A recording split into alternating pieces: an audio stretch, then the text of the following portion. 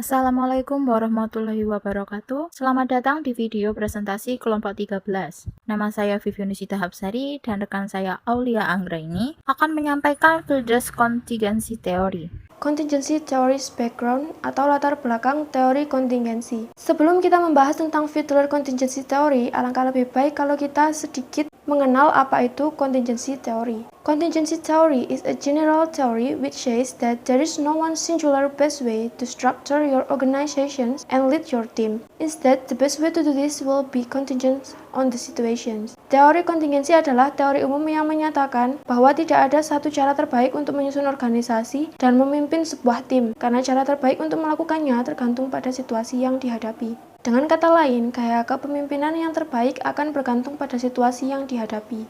Fiedler's Contingency Theory atau teori kontingensi Fiedler. This theory states that your effectiveness as a leader is determined by how well your leadership style matches the situation. Teori kepemimpinan kontingensi Fiedler menyatakan bahwa efektivitas seorang pemimpin ditentukan oleh seberapa cocok gaya kepemimpinan orang tersebut dengan situasi yang dihadapi. Perlu diketahui bahwa dalam teori kontingensi Fiedler, gaya kepemimpinan adalah tetap, sehingga seseorang tidak dapat mengubah gaya kepemimpinannya agar sesuai dengan situasi. Sebaliknya, seseorang tidak harus menempatkan kepemimpinan dalam situasi yang terjadi. Kemudian ada factors atau faktor-faktor dalam teori kontingensi Fiedler. Yang pertama ada leadership style atau gaya kepemimpinan, di mana Fiedler mengembangkan sebuah skala yang disebut the least privileged coworker atau biasa disingkat dengan LPC,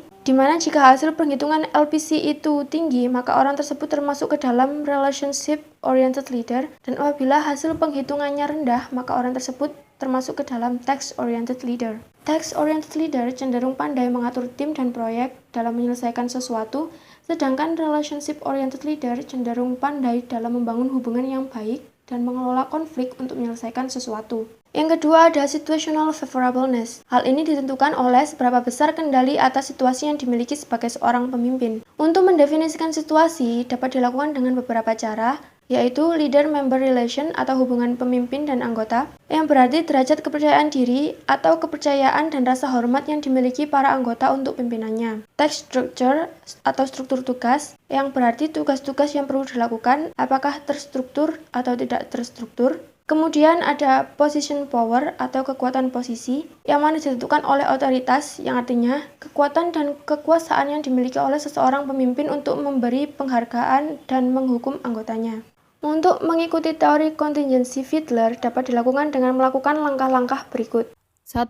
Identify your leadership style. Hal ini dapat dilakukan dengan menggunakan skala LPC. Kemudian, hitung total skala LPC yang sudah dibuat. Apabila jumlahnya 73 ke atas, maka seseorang tersebut adalah relation-oriented leader. Jika 54 ke bawah, maka seseorang tersebut adalah task-oriented leader. Dan jika di antara 55 sampai 72, maka seseorang tersebut adalah campuran keduanya. 2. Understand your situation. Hal ini dapat dilakukan dengan menjawab pertanyaan-pertanyaan berikut. Cara paling mudah untuk menjawab pertanyaan di atas adalah dengan memberikan skor setiap soal antara 1 sampai 10, sehingga semakin tinggi hasilnya, semakin baik. 3. Find the right leadership style. Setelah mengerti bagaimana seorang itu pemimpin, memahami bagaimana situasi yang dihadapi, maka langkah selanjutnya dalam menentukan apakah orang tersebut memiliki gaya kepemimpinan yang sesuai dengan situasi yang sedang dihadapi atau tidak.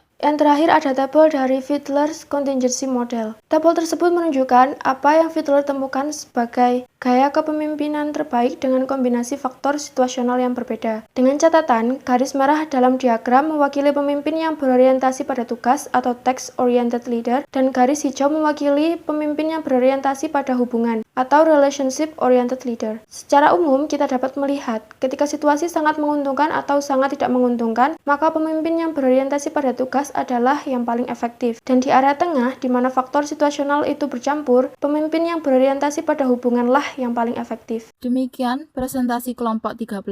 Mohon maaf bila ada salah kata. Wassalamualaikum warahmatullahi wabarakatuh.